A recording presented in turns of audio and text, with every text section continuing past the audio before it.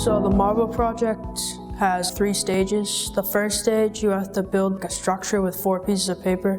That takes a marble from a marble factory to a truck. And then the second stage, you have the marble factory and the truck again, but you have to build a bridge with like a 3-inch gap in between, like your bridge, to bring it to the truck. The last stage is you have the marble factory, and then you have to bring it to a marble inspection station that's like kind of like out of the way, so it's harder. And then you have to get from the marble inspection to the truck.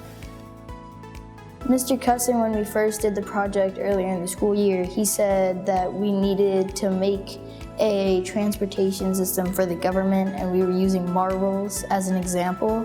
So we had to get the marbles from one place to the car, and he called them packages when we first did it. Having the story gives us more of a motive to do it. Like, it makes us feel like we're actually trying to help someone.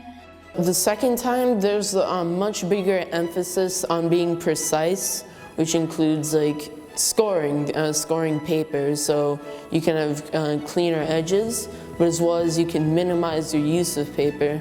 So instead of having like a big piece of paper, you can have a small like track in a V shape.